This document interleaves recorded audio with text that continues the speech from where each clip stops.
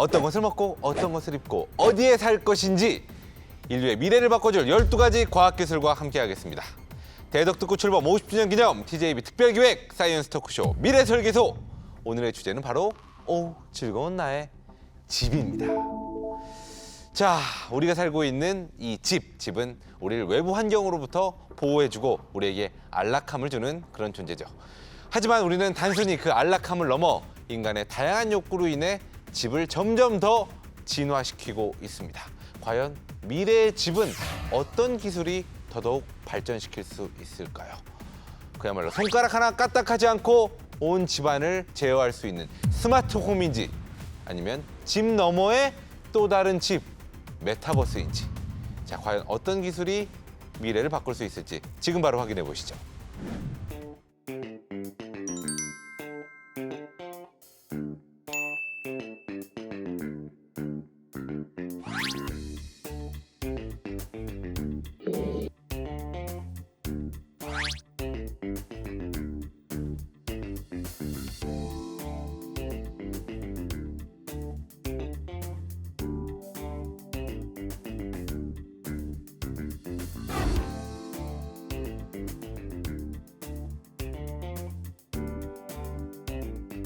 자, 먼저 미래설계소의 핵심 인력 두 분 소개해드리겠습니다. 이젠 더 이상 과학계가 아닌 방송계가 찾는 인재 두 분이죠. 한선아, 박기범 박사님 함께해 주셨습니다. 안녕하세요. 안녕하세요. 자, 이젠 자막에 방송인으로 나가야 돼요. 이제는.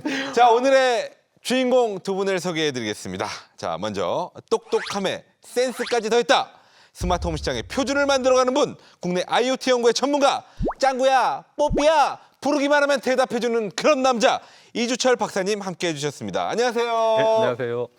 애트리 자유랑 IoT 연구실에서 스마트홈을 연구 중인 이주철이라고 합니다. 반갑습니다. 네, 반갑습니다.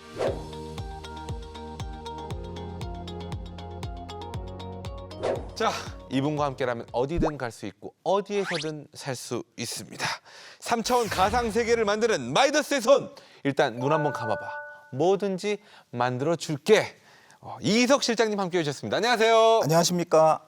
한국전자통신연구원 최실건 메타버스 연구소에서 메타버스를 연구하고 있는 이기석입니다. 반갑습니다. 네, 반갑습니다.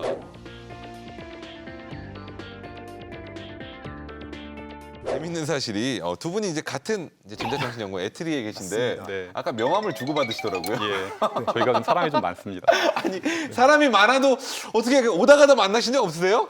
식당에서 뵌 것 예, 같습니다. 저도 기억해보니까 뵌 것 같습니다. 아, 지나가다가. 그래요? 예. 아니, 저희보다 서로를 더 반가워하시길래.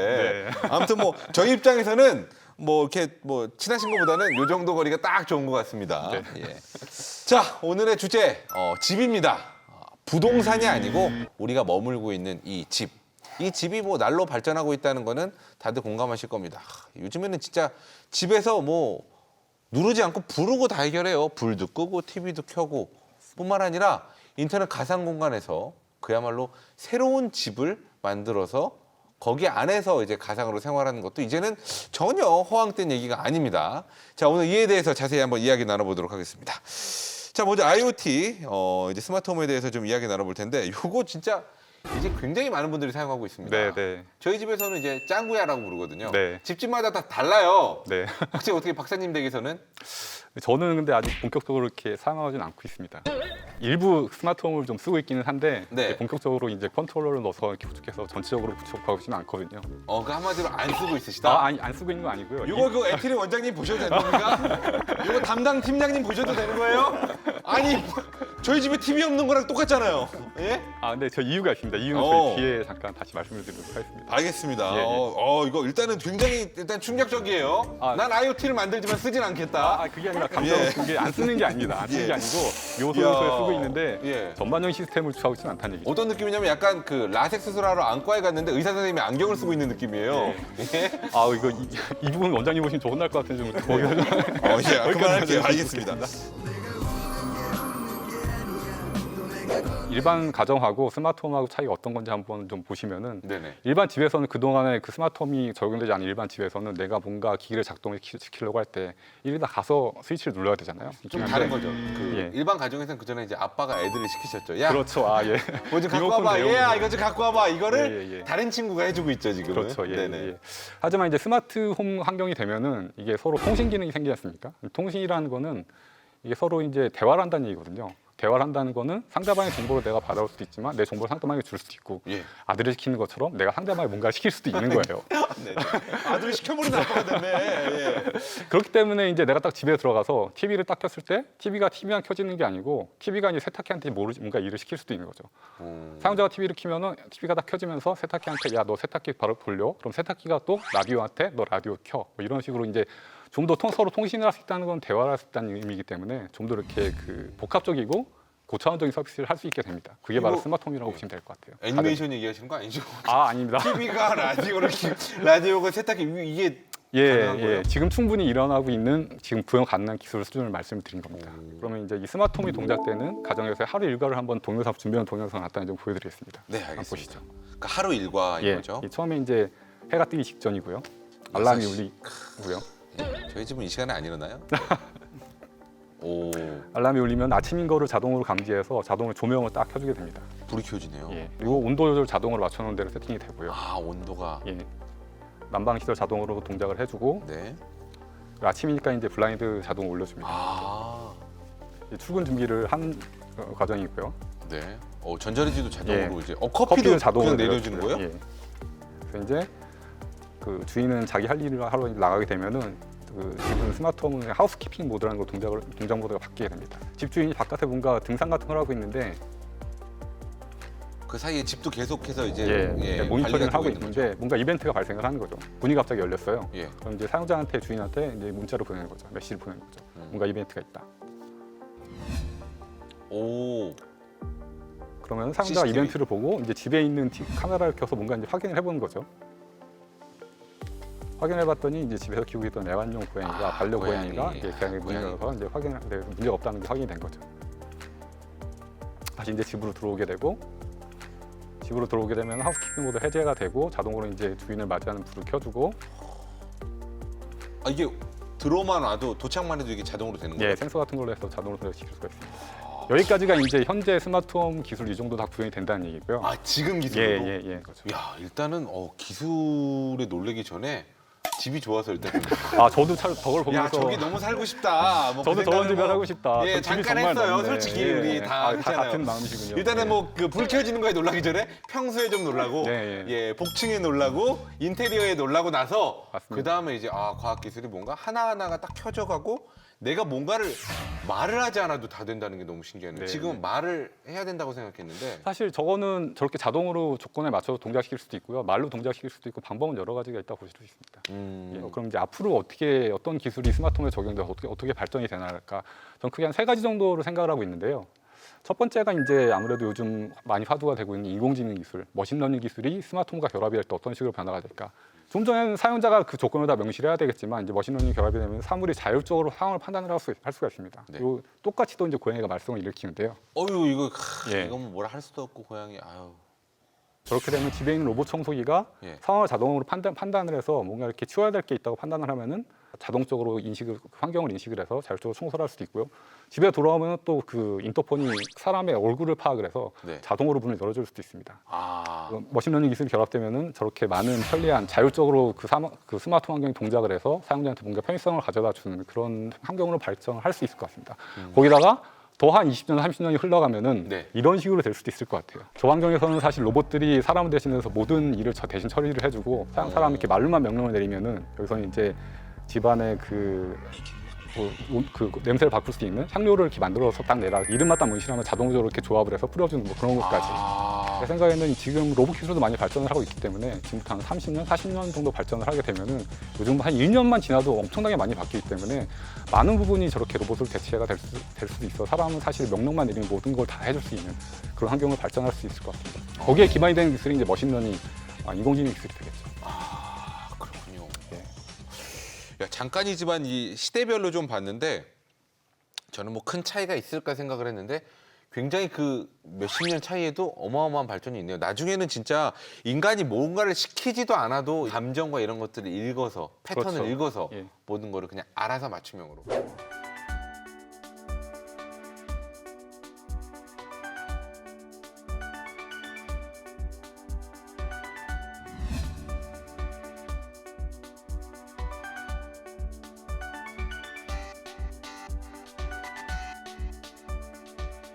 두 번째는 그 가정의 환경에 대한 것인데 지금까지 스마트홈이라고 하면은 우리가 사실 가정에서 하는 일이 좀 뻔하지 않습니까? 가정은 집에 들어가서 씻고 먹고 쉬는 그런 곳. 예. 그런데 앞으로는 그 가정이 그 단순한 가정의 환경에서 벗어나서 어떤 다른 서비스가 들어올 수 있는 그런 복합적인 환경이 될 거라고 생각을 합니다. 여기서 말씀드리고 싶은 거는 헬스케어하고 교육 쪽인데 헬스케어는 요즘 저희 우리나라도 그렇고 되게 고령화가 문제가 많이 되지 않습니까? 첫 번째 이제 낙상 방지 같은 거.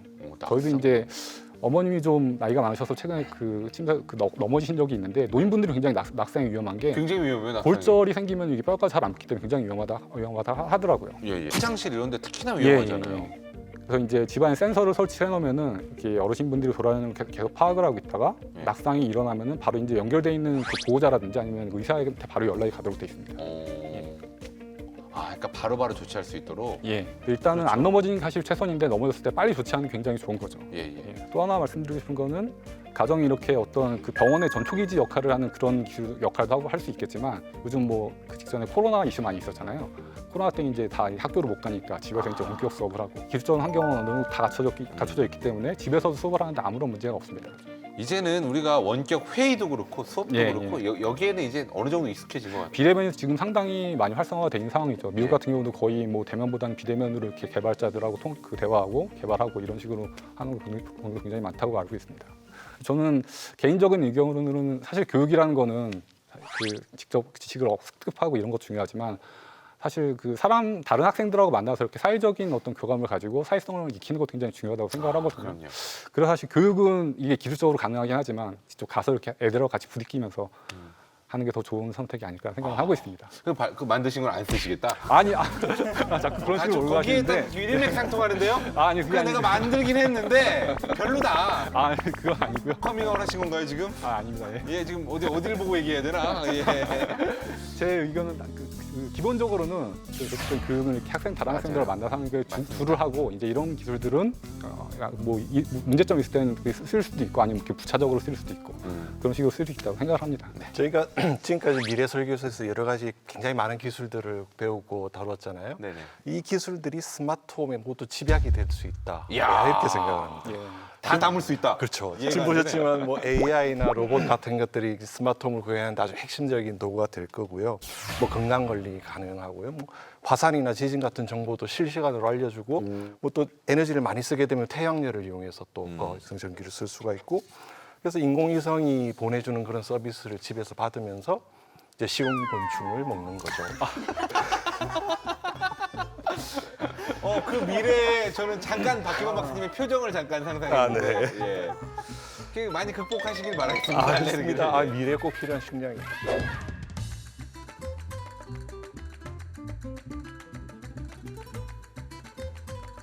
그래서 이렇게 이제 스마트홈이라면서 우리 모든 기술들이 모여드는 그런 하나의 플랫폼으로서 기능을 할 것이다라는 말씀드리고요.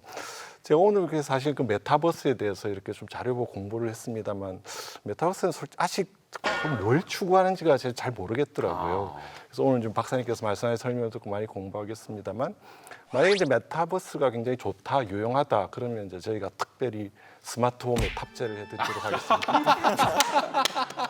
어찌 됐건 그래. 좋으면 여기에 스마트홈이다. 넣어드리겠습니다. 네. 예, 알겠습니다.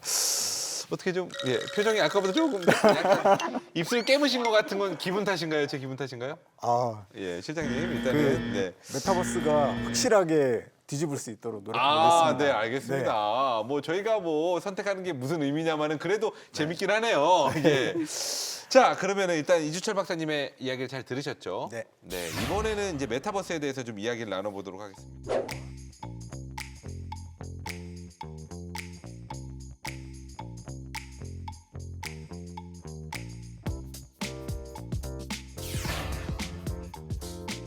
제가 일단 설명을 드리면 메타버스에서 메타는 뭔가를 초월한다는 뜻이고요. 버스는 세계를 뜻하는 겁니다. 그러니까 뭔가를 초월한 세계라는 뜻이고요. 여기서 뭔가를 초월했다는 건 현실의 공간을 초월해서 저희가 디지털 공간에서 시공간 제약을 넘어 이렇게 현실의 활동을 계속할 수 있는 공간을 만들었다라고 말씀드릴 수 있겠습니다. 네네. 우리 같이 이제 사람들을 표현하는 아바타들과 그 활동하는 공간인 가상 세계 그리고 이제 저희가 말이나 행동으로 이렇게 서로 상호작용하고 있지 않습니까? 네. 이런 것처럼 가상 세계에서도 뭔가 상호작용을 해야 되잖아요. 그렇죠. 근데 그 우리가 컴퓨터 쓸 때는 키보드하고 마우스를 쓰지 않습니까? 예. 근데 이걸 가지고 3차원의 공간인 그 곳을 다닐 수도 있지만 왠지 부적합하잖아요. 그렇죠. 굉장히 앞뒤 어렵잖아요. 양옆밖에 없으니까. 그렇죠. 그래서 말이나 행동이나 뭔가 오감을 사용해서 저희가 가상 세계를 체험하게끔 상호작용 기술들이 늘어나고 있습니다. 가장 그 대표적인 게 가상 현실이 되겠습니다. 예. 예를 들어 방송 같은 경우에도 많이 쓰시게 됩니다. 버추얼 스튜디오나 어, 이렇게 맞아요. 버추얼 프로덕션 하는데 보면 버추얼 월에다가 이렇게 놓고 연기를 하시잖아요. 바로 앞에 있습니다. 지금 문 밖에 있습니다. 아, 저희. 네, 네, 맞습니다. 그렇게 하면 사실 그 로케이션을 안 가도 되거든요. 예. 그래서 굉장히 그 산업적으로는 효율성이 높고요. 실제로 주택 같은 경우는 그 실제로 집을 짓기 전에 예. 가상의 모델하우스를 만들고 주변을 돌아다녀 본다든지 전망은 어떻게 되는지 이런 것들 미리 테스트하고 주택을 구매하거나 뭔가 인테리어를 바꿀 수 있기 때문에 굉장히 효과적이죠. 맞아. VR로 해가지고 보는 게 있어요. 들어가는 것처럼 시각별로 이렇게 따라가면서. 맞습니다. 예. 실제로 집이 만들어지고 나서 인테리어를 고치게 되면 환경 오염도 굉장히 심하고 문제가 많지 않습니까? 이런 것들을 가상현실 한 방이면 해결할 수 있습니다. 네. 그렇군요. 그다음에 미러월드가 있습니다. 미러월드요? 네, 미러월드는 현실 공간을 그대로 가상으로 가져오고 그런 실제와 같이 시뮬레이션 될 수 있는 공간을 만든 건데요. 이렇게 만들게 되면 사실 다양한 실험을 할 수가 있습니다. 저희가 현실 공간에서 실험을 못 하지 않습니까? 그렇죠. 그러니까 좀 위험하거나 좀 맞습니다. 피해가 예상되는 실험을 못 하죠. 네, 예. 맞습니다. 지금같이 기후 변화가 심해가지고 이렇게 우기가 많이 오고 굉장히 이렇게 위험도가 많은 경우에는 이런 것들을 예측해 볼 수도 있습니다. 아, 물이 불면 어느 정도 네, 될지. 맞습니다. 어느 정도 잠기는지 실제로 미국은 이런 걸 가지고 보여주고 이런 것들을 하거든요. 그래서 예측을 해서 미리미리 대피하거나 이런 것들에 활용할 수도 있고요. 그래서 좀 더 안전한 우리의 삶에 기여할 수 있는 부분들도 있겠습니다. 네. 네. 그리고 마지막에는 라이프 로깅이 있는데요. 라이프 로깅에 대해서 혹시 웨어러블 워치 같은 거 쓰십니까? 여기 있습니다. 네. 이게 이제 실시간으로 저희 정보를 기록하지 않습니까? 예, 예. 그래서 사실 이런 것들 가지고 정보를 계속 그 기록해 놓은 다음에 다시 활용하게 되면 실제로 굉장히 똑똑한 지능형 아바타를 만들게 되면 과거의 나를 만나러 갈 수도 있습니다. 어린 시절에 나를 만나서 얘기를 해보고 예, 예. 돌아가신 부모님을 그렇게 만들어서 아, 그거 참 의미 있네요. 뵐 수 있고 이런 식으로 충분히 할 수가 있습니다. 그러니까 오늘 같은 경우는 이제 특별히 조금 더 디테일하게 본다면은 이게 그 메타버스지만 이게 나의 공간으로서 집으로서의 메타버스거든요. 그러면 네. 이제 뭐 영화 아바타 같은 데서 나오는 이런 캡슐 이런 것들은 네. 어떻게 좀 볼 수 있을까요? 그렇게 되려면 사실은 사람이 이제 움직이지 않고도 예. 사람의 생각을 읽어내고 예. 그 표현할 수 있게끔 이렇게 인터페이스가 있어야 되거든요. 네네네. 그래 보통 그 영화에서도 보면 캡슐 안에 들어가서 이제 장치를 연결하지 연결하죠. 않습니까? 예, 예. 그러고 이제 물리적으로는 사실 움직이지 않거든요. 신체는 이제 그런 장치가 나와야 되는데 그것까지는 아직 그 기술이 초보 단계입니다.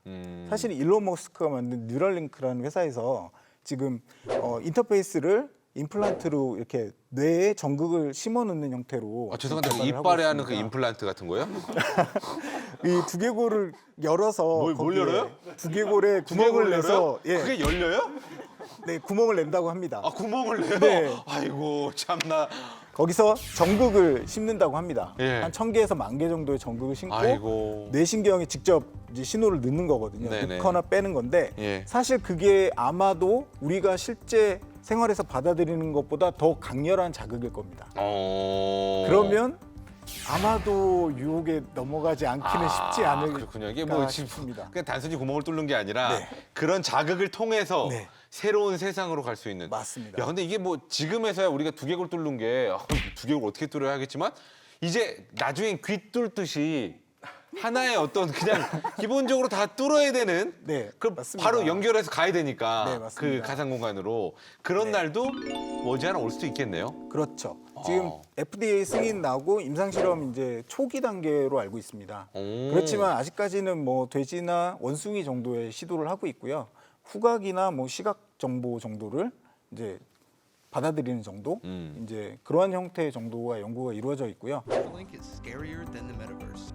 Imagine having a technology where you put a chip in your brain. Signaling their thoughts, the painter monkey demonstrated on April 21st how to play a video game with the help of a brain brain-computer interface chip implanted into its brain. The link chip is implanted. In order to communicate with the brain, the link chip is about 1 inch wide by 3 inch tall and has wires. 야, 메타버스의 세상도 진짜 이거는 제가 알던 그냥 도토리 주고받고 거기서 집 꾸미는 정도가 아니라 그야말로 세상 너머의 세상을 만드는 그런 기술이 아닐까 생각이 듭니다. 자, 한선아 박사님도 한 말씀해 주시죠. 자, 뭐 아바타까지는 가지 말고요. 우리 걱정되셨구나. 미래의 주거 환경으로서의 스마트홈과 메타버스라는 그 주제에 조금 충실하게 이야기를 해보자면은 사실 메타버스가 물리적인 공간을 우리에게 제공해 줄 수는 없죠. 메타버스는 어찌됐든 가상 공간이고 현실에 기반을 하더라도 거기에 뭔가 입히어야 되는 현실이 존재해야만 되는 것이다. 이렇게 볼 수가 있는데요. 근데 집이란 걸 한번 생각을 해보자고요. 그러니까 집이라는 곳은 우리가 지친 하루, 피곤한 하루를 보내고 지친 몸을 끌고 들어가서 나에게 어떤 평안한 영혼의 쉼을 주는 곳이 집이다. 맞아요. 라고 우리가 생각을 해봤을 때 아까 그 중요한 말씀 하셨거든요. 돌아가신 부모님 말씀을 하셨는데 퇴근을 해서 내가 집에 갔어요. 거기에 가서 메타버스를 들어갔더니 무지개 다리를 건너간 우리 애완견이 거기서 꼬리를 치면서 나를 반겨주고 어머니가 주방에서 보글보글 된장찌개를 끓이는 냄새를 내가 맡을 수 있다. 뭐 얼마나 행복하겠습니까? 이게 바로 미래의 주거죠.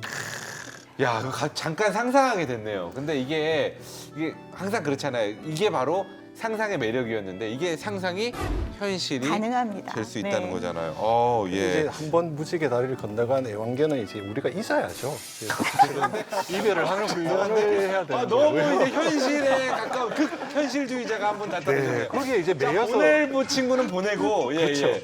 거기에 이제 계속 매여서 추억에 매여 산다. 이제 네. 이런 비슷한 역할을 하는 게 이제 마약이죠, 사실. 예, 예.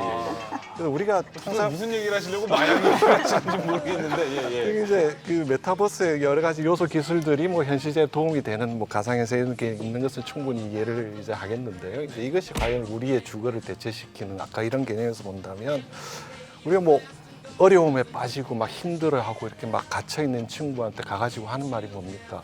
제발 정신 차리고 현실로 돌아와라. 이야기를 하잖아요. 그 가상의 세계에서 이렇게 하는 것은 별로 바람직한 것은 아니다. 너무 자주 해버리면 그렇죠. 이게 그 주객전도가 된다. 네. 그래서 유용한 면도 있지만 상당히 굉장히 위험한 기술이다 이렇게 생각이 됩니다. 현실을 저희가 완전히 벗어날 수는 없습니다. 그렇지만 가상에서 저희가 줄 수 있는 부분들이 굉장히 크기 때문에 그런 부분들을 저희가 잘 활용해야 된다고 생각합니다.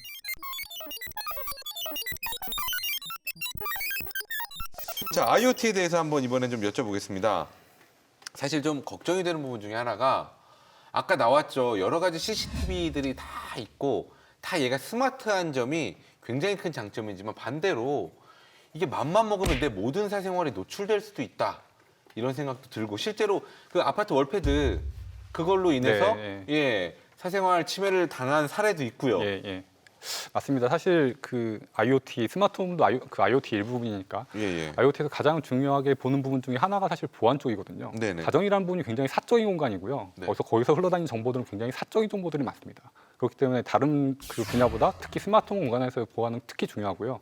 그래서 이제 관련 업계에서도 그 보안 쪽에서 굉장히 고민이 많은데 많은 대비책을 가지고 있습니다. 예를 들어서 뭐 내가 스마트홈을 꾸미는데 새로운 기기를 사가지고 들고 와서 여기 내 네트워크 연결을 시켜야 되잖아요. 네네. 그럼 연결을 시키기 전에 먼저 한 번 더 검사를 합니다. 이 새로 사온 디바이스가 업체가 이제 정식적으로 인증을 받은 정품 디바이스인지 그런 관련된 인증 정보를 블록체인에 올려서 블록체인 하면 우리 또 이렇게 바뀔 수 없는 정보들이 올라간 데가 블록체인이지 않습니까? 예. 거기 이제 관련된 인증 정보를 올려서 이상한 기기들이 함부로 접속이 안 되도록 한 번 더 먼저 필터링 해주고 그 다음에 이제 우리 인증서 기반으로 서로 이제 서로 인증을 하고 그리고 이제 서로 통신을 할 때 다 암호화를 거칩니다.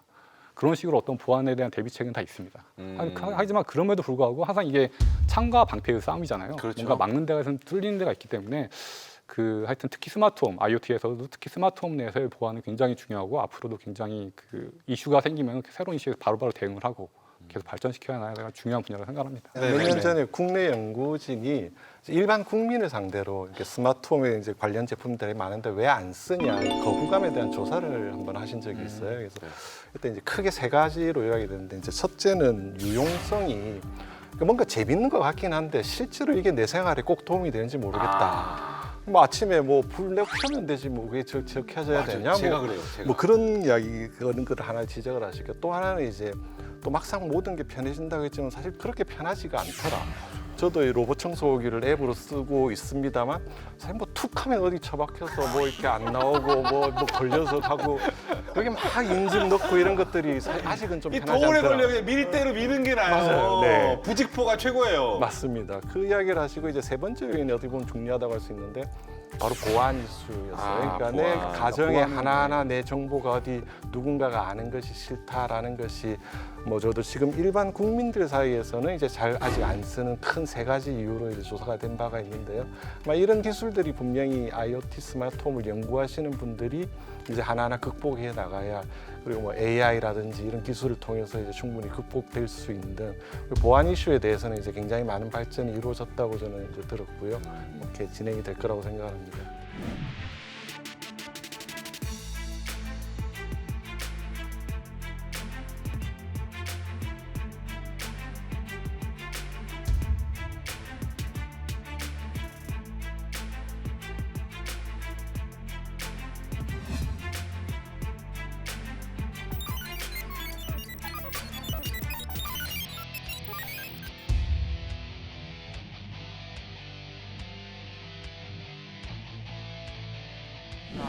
내 맘대로 모든 것들을 조절할 수 있는 스마트 홈 그리고 집 너머의 가상 세계 너무나 다 좋은 얘기입니다. 그런데 이 자본주의 사회에서 이게 강구할 수 없는 부분이 바로 비용적인 측면이 아닐까 생각이 듭니다. 자, 먼저 IoT 스마트 홈에 대해서 좀 여쭤볼게요.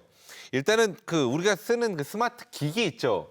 이거는 사실 가격적으로 부담이 되진 않습니다. 요즘 뭐 구독으로 해서 월 몇천 원이면 쓸 수 있고. 그런데 아까 말씀하신 대로 집 구석구석을 이렇게 IoT로 쭉 그야말로 도배를 한다면 비용이 만만치 않을 것 같거든요. 예, 근데 그 퀄리티 문제는 사실 저희가 자본주의 사회에 살고 있기 때문에 이게 빈부격차는 어쩔 수 없이 있을 수밖에 없거든요. 네네. 근데 빈부격차가 있다는 거는 돈 많은 사람들은 좀 더 좋은 기기를 쓰고 돈 없는 사람들은 그보다 좀 못한 기기를 쓸 수밖에 없다는 거거든요. 근데 가격적 문제는 어쨌든 이 기술 쪽에서는 기술이 발전을 하고 그게 이제 넓게 퍼지면은 가격은 다운된다는 이런 같은 성능이더라도 가격은 다운된다는 이런 변치 않는 룰이 있거든요.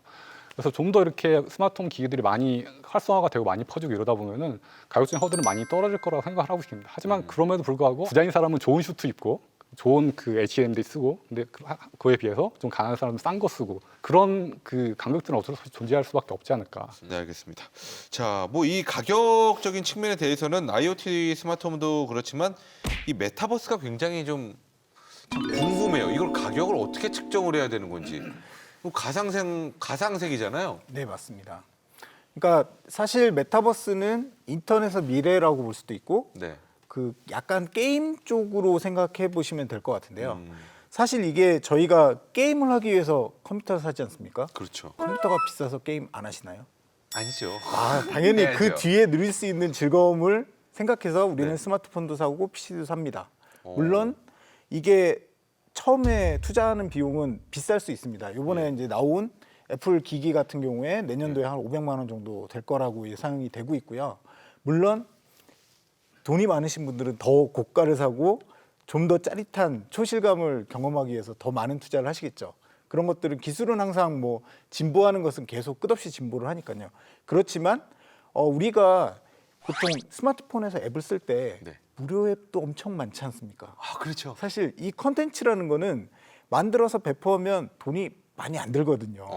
그래서 약간 공공적인 목적으로서 저희가 누릴 수 있는 것들을 할 수도 있는 거고 다양한 교육이라든지 뭐 체험이라든지 이런 것들을 우리가 메타버스 상에서 굉장히 많은 사람들한테 이걸 확산할 수 있기 때문에 그런 측면에서 보면 그런 투자가 아깝지가 않다라고 말씀드릴 수 있겠습니다. 참 이게 말씀을 듣는데 이 판매직 쪽 어떠세요? 근데 순간적으로 살게요라고 할 뻔했어요. 그 안에서 주세요 일단 판매직 쪽도. 아 근데 잠깐 그런 생각을 해봤어요. 그러면은 이제 그 메타버스 내에서 이제 가상 공간을 누군가 만들어 놓는 거예요. 예를 들어 뭐 1960년대 대전 중앙로 거리. 그래서 거기 얼마씩 받고 오면은 거기서 같이 놀 수 있는 거예요, 체험. 그런 게 가능한 건가요? 네, 그렇죠. 그러니까 K컬처 지금 메타버스 같은 걸 만드는 곳이 있거든요. 예. 그래서 그걸 심지어 분양도 합니다. 어. 그래서 이제 경매처럼 해서 서로 그거를 이제 먼저 선점하는 것들이 이제 투자의 어떤 그런 부분도 있고요. 실제로 그런 것들이 많이 있었습니다. 제가 몇 년 전에 기사를 봤는데 그 메타버스 내 가상 세계 내에서 네. 토지 거래가 이루어졌고 근데 그 금액이 생각보다 굉장히 높았던 걸로 기억하거든요. 맞습니다. 고가로? 굉장히 높았고요. 사실 강남에서 땅 사듯이 예. 사람들이 이제 디지털 골드러시죠. 그러니까 이 놓쳤던 강남 땅 사기를 여기 메타버스에서 이제 실현을 하는 거죠. 갑자기 또 부동산 약간 네. 업자 같은 눈빛으로 그냥. 그래서 엄청나게 폭등한 적이 있었습니다. 예. 그렇지만 지금은 10분의 1로 아, 줄었습니다. 아니 근데 이게 다 똑같다면서 그럼 거기도 뭐 예를 들어 뭐 좀 비싼 땅이 있고 덜 비싼 땅이 있는 거예요? 사실 이제 저희가 메타버스 컨텐츠를 체험해 보시면 순간 이동이라고 해서 텔레포트를 하는 것들이 있거든요. 예. 그렇지만 일반적으로 이렇게 공간을 우리가 관광하듯이 걸어가거나 이렇게 할 수 있거든요. 네. 거기에 이제 아케이드를 쭉 만드는 거죠. 체험할 수 있는 체험존들을 이렇게 만들면 이제 그런 것들을 누군가 선점하는 거죠. 야 미래에는 가상세계 디자이너 이런 게 또 엄청난 직업이 되겠네요. 네. 일단은 지금 현재는 웹포털 같은 게 없는데 나중에는 개인 취향에 맞춰서 그런 메타버스 어디로 가야 되는지 이런 것들도 아마 나오게 될 거고요. 네. 그렇게 되면은 이게 더 빈부격차가 커지지 않을까요? 소수의 강남 땅처럼 네. 메타버스 내에서도 노른자 땅은 엄청 비싸고 아닌 때는 또 싸고 부익부 빈익빈이 더 커지지 않을까요? 그렇지만 평균은 올라갈 거라고 생각하고요. 예. 미리 선점을 하시죠. 예. 투자하겠습니다. 야, 이거 뭐 그냥 확 오네요. 예. 사실 강남 땅 같은 경우에는 강남 땅을 우리가 실제로 또 만들 수는 없잖아요. 그렇죠. 그렇지만 이제 메타버스 공간이라는 것은 무한히 확장이 가능하기 때문에 네. 잘 만들어서 환경만 잘 조성해 놓으면은 그만한 가치가 생기는 것을 또 만들 수도 있다. 그래서 강남 땅은 언감생신 꿈도 못 꾸지만 메타버스에서는 정말 좋은 동네에 내 집을 만들 수 있을 거라는 희망을 누구나 가질 수 있다는 게 장점이라고 볼 수가 있고요. 사실 스마트홈 같은 경우에는 저는 조금 걱정이 되는 게 예. 지금도 이제 그 좋은 자리에 새로 지은 고급 아파트들 되게 비싸잖아요. 그렇죠. 근데 이거 이제 IoT 우리 그 스마트 아파트 만들었다 그래가지고 또 분양가 막 올리게 되면은 너무 값이 비싸지지 않을까 하는 우려가 예. 하나가 들고요. 또 하나는 저희 집에도 뭐 스마트한 것들 많이 있어요. 텔레비전, 성소기, 냉장고, 오븐 인덕션. 레인지 그런 것들이 있는데 스마트한 기능 거의 안 씁니다. 그냥 쓰거든요. 근데 괜히 스마트한 기능 올라갔다 그래서 값만 올라갔어요. 그래서 이런 것들이 좀 이 가치, 가격 이런 면에서는 조금 문제지 않을까. 저도 스마트 제품들의 어떤 비용 같은 것은 분명히 문제라고 생각을 개인적으로도 해요. 스마트폰이라는 게 사실 개인이 선택할 수 있으면 크게 관계가 없는데 나는 이렇게 비싼 걸 안 사겠다. 오늘 전화만 되는 폰만 쓰면 하겠다라고 그게 보장이 되면 되는데 지금 문제는 스마트폰을 거의 모두가 가지고 있는 것처럼 가정하고 지금 다 서비스를 제공하잖아요. 그렇죠. 인증을 받고 이러니까 그걸 필요하지 않는 사람도 어쩔 수 없이 사야 하는 부분이 있어서 이제 그런 부분들을 어떻게 막을 좀 개선할 것인가 이게 문제라고 생각을 합니다. 근데 이제 말씀하신 스마트 제품을 안 쓰더라도 그래도 실체가 있잖아요. 비록 안 쓰더라도 폰은 있고 청소기는 남아 있는데 메타버스에 이게 도대체 어디에 뭐가 있는지 모르는데 거기에 투자를 하라는 것은 네네. 오히려 강남 땅을 하면서 그 상식을 가질 수 있지만 그거를 가상 세계를 통해서 그 해소를 한다라는 것이 저는 오히려 더 슬프게 느껴져요. 자, 다음부터는 수석 설계사 말고 초현실주의자로 저희가 명찰을 바꿔서 달아드릴게요. 알겠습니다. 일단은 뭐 두 기술 다 모두 어느 정도의 비용은 존재하지만 이게 어느 정도 시간이 흐를수록 그 비용에 대한 부분은 어떻게 보면은 절감이 되고, 그러니까 한마디로 대량 생산을 통해 어느 정도 해결할 수 있는 부분이 분명히 존재하는 것 같습니다. 자, 다음 주제에 대해서 한번 이야기 나눠보도록 하겠습니다. 이게 중요한 게 뭐냐면요, 어떤 기술이든 이 각각이 여러 가지가 있는 기술을 좀 심플하게 간단하게 호환을 할 필요가 있을 것 같습니다. 하지만 현재는 아직까지는 그런 기술이 좀 부족하다는 생각이 들어요. L3은 L사 거 쓰고 S3은 S사 거. 아까 나온 화면은 지금 상황에서는 도저히 이루어질 수가 없는 거죠. 호환이 전혀 안 되니까.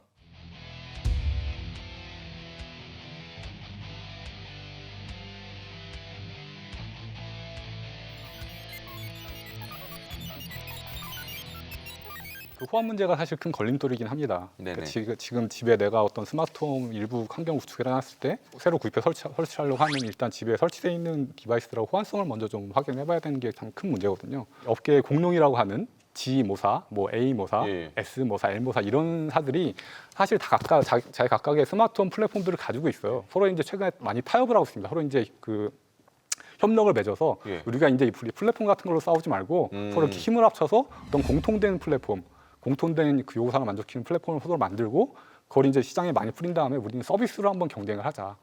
그렇게 해서 나온 게 이제 OCF나 메터 같은 공통 플랫폼들이거든요. 예, 그래서 예. 박스에 보면은 예. 이게 메터 디바이스면 메터 로고가 붙어 있고 OCF 디바이스는 OCF 로고가 붙어 있어요. 내가 집에 갖고 있는 게 만약에 메터 디바이스다 그러면 메터 로고 붙어 있는 것만 딱 사면은 호환이 보장이 되는 거죠. 고민할 필요가 없어요. 그러니까 한마디로 예. 국제 표준이 이제 생긴다 맞습니다. 이런 예. 말씀이시죠. 자, 메타버스는 어떤가요? 메타버스도 이렇게 좀 약간 그 프로그램이 다르잖아요. 이 네, 주체가. 맞습니다. 예, 이런 프로그램도 있고 저런 네. 프로그램도 있고. 네, 맞습니다. 앞서 말씀드렸던 것처럼 아바타가 있지 않습니까? 네. 이 아바타가 서로 다른 플랫폼을 넘어다니면서 가상 세계를 체험하고 싶죠.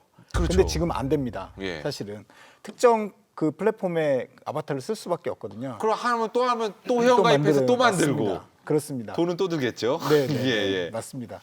그래서 지금 표준화를 많이 하고 있고요. 저희 애트리도 표준에 참여돼 있습니다. 그리고 굉장히 많은 기업들이 표준화를 하려고 노력을 하고 있는데 이게 문제가 메타버스는 저희 처음 시작할 때도 말씀드렸지만 굉장히 쓸 수 있는 범위도 많고 유즈 케이스 정의하기가 너무 폭이 넓습니다. 그래서 이런 다양한 유즈 케이스들을 만족하는 표준을 만들기가 너무 어려운 거예요.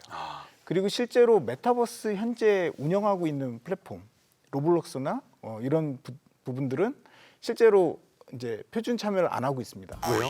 자기 고객을 뺏기기가 싫은 거죠. 아, 미리 선점을 했기 때문에 네, 이미 맞습니다. 충성스러운 고객이 있기 때문에. 네, 네, 네. 어. 그래서 지금 활동을 안 하고 있습니다. 대신에 이제 메타버스 관련 하드웨어를 만들고 있거나 굉장히 이제 기술을 개발하고 있는 업체들은 거의 다 들어와서 표준화 활동을 하고 있고 점진적으로 이제 표준화된 메타버스들이 확대가 되면서 단계적으로 이제 다 수용이 돼서 통일될 것으로 예상이 되고 있습니다. 네. 제가 알기로는 이제 한선호 박사님께서도 이제 그 캐릭터를 만드신 걸로 알고 있는데 예, 아주 그냥 실제처럼 아름다우시더라고요. 아, 그러니까 메타버스 실제- 좋아요. 제가 그러니까. 그렇게 변할 수 있다는 게 전 너무 행복합니다. 실제로 이렇게 많이 활용을 해보시니까 어떠세요? 사실은 지금은 뭐 몰입형 메타버스까지는 아니고 이제 휴대전화를 이용한 메타버스를 주로 저는 이용을 하고 있고요. 저희 그 딸 집에 가보면은 이 HMD가 한 두세 개 있습니다. 그래서 그거 가지고 원리 정말 어댑터시네요. 몰입형으로 그 가상 현실을 체험을 하는데 우리 손녀가 5살밖에 안 되었는데 네네. 너무 익숙해요. 아. 너무 잘합니다. 그걸 쓰고 그 정글 탐험을 한다든가 네네네. 게임을 하면서 사다리를 올라간다든가 뭐 이런 거 정말 너무 잘하거든요. 그런 네네. 걸 보면은 우리가 지금 미래를 이야기를 하고 있는데 미래에는 진짜 메타버스 안에서 우리가 별의별 거를 다 하면서 즐겁게 살 수가 있겠구나 하는 생각이 저는 들더라고요.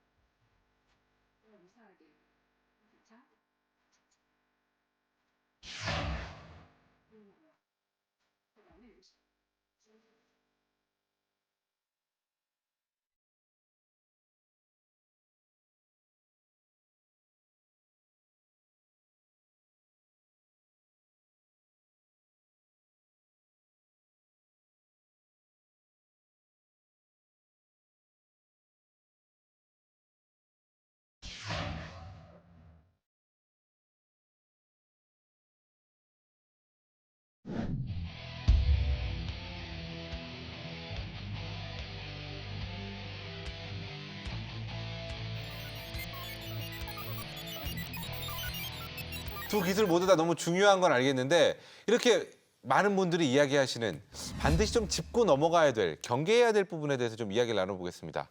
일단 대표적으로 조금 전에 이주철 박사님께서 말씀하셨다시피 그러니까 현실과 어떻게 보면 가상은 분명히 다른 거기 때문에 굉장히 이 부분에 대한 경계는 중요하다. 뭐 이런 말씀을 해주셨어요. 네네. 네네.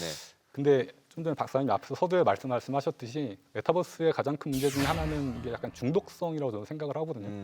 근데 업계는 분명히 그쪽으로 갈 거예요. 왜냐하면 이게 돈이 벌리거든요. 예. 근데 사실 그 중요한 예 중에 하나가 내가 현실이 되게 가난한데 메타버스로 들어가면 만약에 현실에서 내가 아파트 살려면 요즘 뭐 5, 6억? 서울에 뭐 10억 넘게 돈을 줘야 하잖아요. 만약에 메타버스로 들어간다. 그 정도 돈 안 들죠. 내 60인치 TV가 현실에서 필요한데 현실에서 60인치 TV 살려면은 뭐 수백만 원 줘야 하잖아요. 네. 근데 메타버스 들어가면 뭐 몇만 원이면 사겠죠. 그렇다는 거는 훨씬 적은 자본으로 메타버스에서 현실에서 이룰 수 없는 그런 유택한 삶을 꾸릴 수 있거든요. 좋은 거네요? 그렇다는 거는 예. 현실에 있는 시간이 자꾸만 줄어들고 메타버스에 있는 시간이 계속 늘어난다는 거죠. 음. 근데 그 업체들이 이걸 놓칠 리가 없죠. 왜냐하면 그 아이템 장사를 할 수가 있거든요. 그렇게 되면. 저는 일단 우리의 삶은 현실에 있다고 생각을 하고 메타버스는 약간 부차적인 어떤 다른 뭐 이렇게 취미 활동이라든지 이런 거에서 의미가 있는 공간이지 거기가 주가 된다면 안 된다고 생각을 하거든요. 이 있습니다. 아 죄송한데 이게 뭐 법정은 아닙니다. 그냥 말씀하세요. 예, 예. 실제로 저희가 연구 개발하는 것 중에 메타버스 상황에서 이렇게 재활 훈련을 하거나 이런 것들이 있습니다. 실제로 이제 그 만성 질환을 갖고 계신 분들은 병원에 가는 게 굉장히 힘들거든요. 그러니까 감염 우려도 많고 그런데 굳이 뭐 지방에 계신 분이 서울에 있는 병원에 막 몇 시간씩 걸려갖고 도착해서 5분 진료 보려고 한참 기다려가지고 이렇게 하시는 경우가 많거든요. 근데 이런 것들을 메타버스를 어느 정도 이용해서 센서 데이터와 같이 하면 물론 이제 수술과 같은 거를 뭐 하자는 게 아닙니다. 일반적으로 루틴하게 돌아가는 것들은 충분히 메타버스 상에서 효과를 볼 수 있고요. 이런 것들은 굉장히 폭넓은 산업에서 의미 있는 것들이 굉장히 많거든요. 그래서 이런 부분들을 간과하면 안 된다고 생각을 합니다. 아 근데 이제 그런 부분은 인정을 하는데 네. 이제 그 나의 보금자리 집이라는 측면에서는 메타버스가 부족하다 이런 말씀을 해주셨거든요. 지금 말씀드린 것과 같이 메타버스는 집에서도 충분히 운용 가능한 서비스이기 때문에 저희가 의료 서비스를 위해서 집을 벗어날 필요가 없는 거죠. 사실은.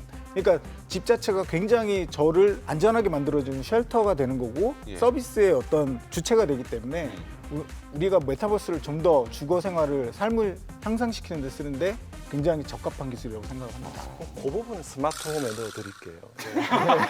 똑같은 거 했습니다. 예. 그러니까 집에서 얻는 것이 어떤 육체적인 안락함이나 평온함도 있겠지만 정신적인 어떤 리프레시가 분명히 중요하잖아요. 중요하죠. 집에 들어왔는데 뭐 내가 정신적으로 너무 피곤해져서 하나도 충전이 안 된다든가 이런 것들을 메타버스가 충분히 그것을 보완을 해줄 수 있을 것이다 라고 생각을 하고요. 아까 모두에 말씀드린 것과 같은 의미입니다. 그런데 사실 박혜범 박사님 계속 말씀하시는 중독, 마약 이런 거에 대한 우려가 없는 것은 아니에요. 저도 네네. 분명히 인정합니다. 그렇지만 우리가 많은 SF 영화에서 보았듯이 기술이 진보하면은 거기에 대한 경고는 언제나 있어 왔어요. 이건 메타버스뿐 아니라 인공지능도 그렇고 심지어 자동차도 그랬습니다. 그렇지만 그 기술을 어떻게 활용하고 어떻게 우리가 잘 컨트롤하면서 사람들이 거기에 너무 빠지거나 그것으로 인해서 삶이 피폐해지지 않도록 많은 그 제도와 아니면 보안 장치들을 집어넣어서 발전시켜 나가고 있는가를 생각을 한다면은 메타버스가 아직까지 그 충분히 성숙하지 않은 기술이기 때문에 영화만 보고 걱정하시는 것 같아서 이게 기술이 성숙함과 동시에 여기에 대해서 어떻게 사람들이 이 메타버스에서 나오는 여러 가지 단점들을 피할 수 있게 하겠는가에 대한 노력도 분명히 같이 연구되어 갈 것이다 이렇게 생각합니다. 네. 저는 이렇게 들으면서 갑자기 그런 생각이 드네요. 이게 아무래도 이 두 기술 모두 다 편리함을 주고 이제 그 우리가 생각하지 못한 혜택들을 주지만 반면에 사람과의 관계는 점점 덜 접촉되지 않을까. 그러니까 굉장히 인간의 어떤 대면의 활동이 줄어들고 결국에는 궁극에는 사람을 대하는 게 너무 어려워지는 사회가 올 수 있지 않을까. 그거는 뭐 마냥 그 득이 된다고 볼 수 없는 부분인 것 같거든요. 맞습니다. 예. 어떻게 생각하시나요? 이게 사실 그 스마트홈이나 메타버스 기술이나 편리함이거든요. 이걸 네. 하면서 얻는 게 편리함과 그리고 어떤 뭐 시공간을 초월한 뭐 재미라든지. 근데 이런 것과 대비되는 건 사실 다 부작용이라고 볼 수 있죠. 예를 들어서 스마트홈 같은 경우 저희 집에 로봇 청소기 쓰고 있거든요. 네. 아예 안 쓰는 거 아닙니다. 간간히 쓰시네요. 예. 근데 로봇 청소기를 돌리고 나서부터 제가 청소기를 안 돌려요. 로봇 청소기 다 하니까. 그렇다는 거는 그만큼 몸을 덜 움직인다는 거거든요. 네네. 마찬가지로 메타버스 같은 것도 하면은 사실 사람이 이렇게 대면으로 해서 뭔가 대화를 해야지 뭔가 정도 느낄 수 있고 맞아요. 인간관계 이런 것도 느낄 수 있고 그런데 메타버스라면 사실 그냥 와이어상으로 보는 거거든요. 그러다 보면은 요즘 뭐 MZ 세대들 보면 전화 받기 무서워하는 사람도 있다고 그러지 않습니까? 그거랑 유사하게 인간관계의 어려움 이런 거 분명히 발생할 거거든요. 그래서 저는 보는 게 대인관계 좀 어려워질 것 같고 그리고 사람이 육체적으로 많이 약해질 것 같고 이런 것들이 많이 부작용으로 올 수 있을 거라고 생각합니다. 그러니까 그런 부분들은 분명히 또 예. 추가적으로 대비를 해야 될 예. 부분인 것 같네요. 뭐 자제를 해야 그래서 철학과 종교가 필요한 게 아닐까 이렇게 생각합니다. 과학은 항상 철학. 네. 그래서 저희가 철학자 모셨잖아요. 저희 이제 철학자를 항상 같이 방송을 하고 있습니다. 예. 어떻게 보시나요, 메타버스는? 메타버스 같은 경우는 사실 그 VR 책 같은 앱을 써서 저희가 외국에 있는 사람들을 만나서 어학 공부를 직접 하기 위해서 이렇게 하시는 분들도 있습니다. 네네. 사실 그런 측면에서 보면 교류가 줄어든다라고 생각하는 것보다는 오히려 더 많아질 수 있다라고 생각을 하고요. 그렇지만 단지 전달을 할 때 저희가 정보량이 다릅니다. 우리가 오프라인 대면을 할 때는 저희가 뭐 특별히 노력을 안 해도 얻을 수 있는 정보가 굉장히 많지 않습니까? 근데 이제 메타버스 상에서는 얻을 수 있는 정보가 한정돼 있기 때문에 사실 속일 수도 있는 거고 익명으로 그렇죠. 활동할 수 있으니까요. 네네네 그런 문제가 있습니다. 근데 그런 것들을 점점 저희가 지금 현재 연구하고 있는 것들은 감성을 교감할 수 있는 수준까지 뭔가 이렇게 메타버스를 올리려고 지금 노력을 계속 하고 있고요. 그렇게 교감할 수 있도록 메타버스를 만들게 되면 지금 말씀 주신 그런 익명성에서 오는 문제들 인간성을 상실하는 이런 부분들은 많이 해소할 수 있을 것이라고 생각이 듭니다.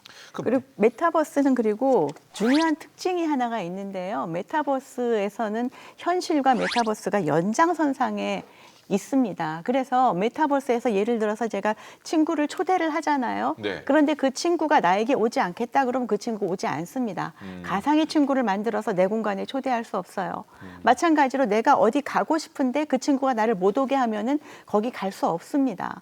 즉 현실과 같은 존재감이 가상 공간에서도 동일하게 존재를 하고 있거든요. 그래서 메타버스는 어떻게 보면은 확장된 대인관계다 이렇게 볼 수가 있을 것 같아요. 예를 들어서 어느 그 고등학교에서는 단체로 수학여행을 메타버스로 갔어요. 코로나 때문에 못 가게 되니까 단체로 메타버스에서 모여가지고 그 반 아이들이 메타버스를 통해서 그리스로 수학여행을 가서 실제로는 볼 수 없었던 옛날 그 신도 만나고 오고 야. 이런 식의 일을 하는데 거기서 혼자 신기하네. 만나고 오는 게 아니라 내 옆자리에 앉았던 친구들, 선생님들이 서로 막 이야기를 하면서 그 신과 대화하는 걸 들여다보기도 하고 누구한테 너는 왜 이렇게밖에 못해? 이렇게 말을 걸기도 하고 이런 식으로 지금 메타버스 공간이 그렇게 만들어져 있습니다. 그래서 메타버스는 어떻게 보면은 확장된 대인관계라고 말씀을 드릴 수가 있을 것 같아요. 피지컬한 컨택트는 없지만 대인관계는 분명히 굉장히 활발하게 일어나는 공간이다. 이렇게 말씀을 드릴 수가 있는 거죠. 그 어머니가 수학여행에서 뭐 하고 왔니? 제우스랑 놀다 왔어요. 이게 되는 거 아니에요? 그렇죠. 그리고 이게 어떻게 보면 교육으로 좀 확장이 된다면 예를 들어 뭐 명량해전 같은 경우를 우리가 책으로 배우는 게 아니라 명량해전에 직접 들어가서 그렇죠. 이순신 장군과 이야기를 노도 나누면서 잡고. 왜 이렇게 생각하세요? 이러면서 할 수도 있고 같이 노를 저으면서 할 수도 있고 네, 맞습니다. 그렇게 할 수 있는 굉장히 뿌듯한 표정으로 보시네요. 예. 아니, 실제로 훈련을 해도 저희가 시청각 교육으로 이렇게 동영상을 보거나 책을 읽는 것보다 훨씬 교육효과가 높습니다. 말씀하신 것대로 그 기억의 지속력도 굉장히 길고요. 효과도 굉장히 높습니다. 이미 논문으로 검증되어 있는 결과입니다. 네, 알겠습니다. 표정이 가장 봤던 것 중에 가장 좀 만족한 표정을 지으셨던 것 같습니다. 자, 오늘 이렇게 해서 두 기술에 대해서 쭉 이야기를 나눠봤습니다. IoT, 이 스마트홈 그리고 메타버스. 분명히 조심해야 되고 주의해야 될 부분도 있지만 미래에 우리의 안식처를 안락하게 해준다는 데는 정말 이의가 없는 두 기술이 아닐까 생각이 됩니다.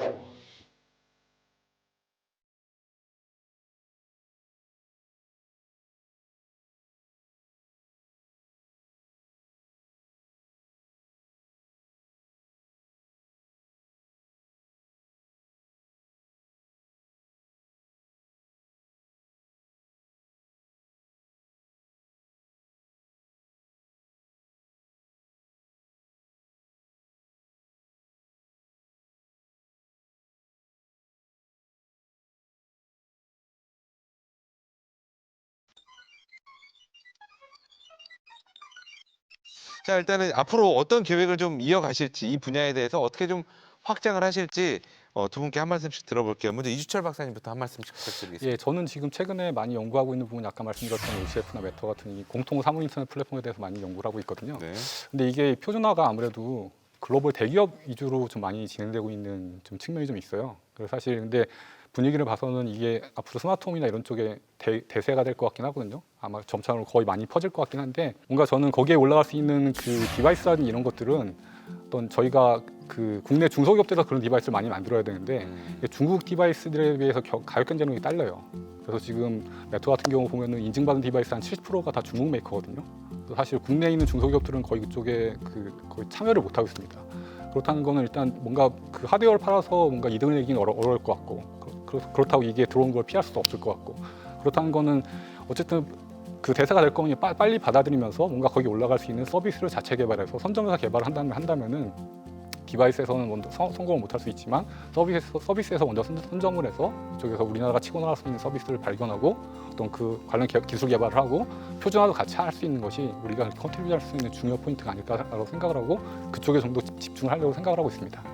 저도 말씀하신 대로 네. 좀 그런 어떻게 보면은 선점을 할 수 없었지만 네. 다른 분야에 있어서는 또 선점할 수 있게끔 많은 노력 좀 부탁드리겠습니다. 네네. 자, 이희석 실장님도 한 말씀 네. 부탁드리겠습니다. 저희 초실감 메타버스 연구소는요. 지금 현재 그 초실감을 올리기 위해서 디스플레이 기술 그리고 이제 메타버스 상에 저희가 현실 세계 정보를 집어넣을 수 있게끔 센서 기술 이런 것들을 많이 원천 기술 디바이스를 연구를 하고 있고요. 그리고 소프트웨어 기술로서는 저희가 앞서 말씀드린 것 같이 실제 사람하고 구분하기 힘든 수준의 아바타 그리고 뭐 도시 규모 이상을 가상 공간으로 똑같이 재현한다든지 감성 교류가 가능한 수준의 상호작용 이런 부분들도 저희가 연구를 계속 하고 있습니다.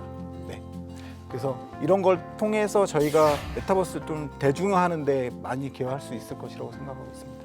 자, 이번에 우리 두 수석 설계사분들의 말씀도 한 말씀씩 들어보겠습니다. 박기원 박사님.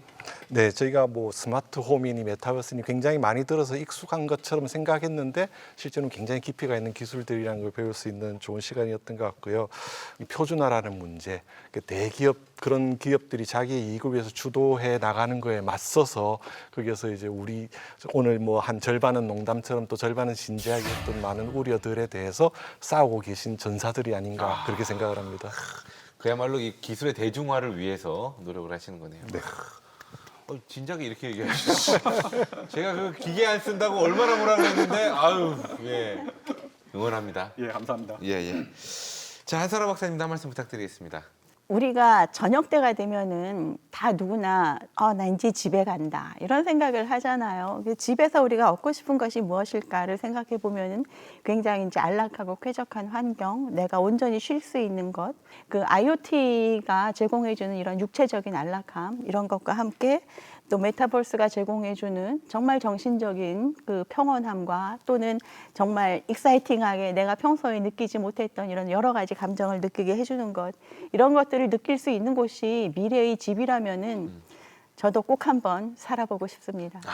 이 IoT 그 기기를 통한 메타버스를 바탕으로 어떻게 보면은 우리가 보고 싶은 사람과 만나고 싶은 사람, 하고 싶은 일, 가고 싶은 곳을 가는 게 어떻게 보면 진짜 행복인 그런 시대가 아닐까 생각이 됩니다. 그런 의미에서 봤을 때 이 두 기술 어느 하나 포기할 수는 없는 그런 기술이 아닐까 싶어요. 메타버스 중요한데 IoT 없이 가능합니까? IoT 그냥 있어봤자 아무 소용 없습니다. 이런 메타버스란 좋은 기술이 뒷받침돼야지 가능한 그런 미래가 아닐까 생각이 됩니다. 그런 의미에서 두 기술 모두 미래의 설계서에 올리겠습니다.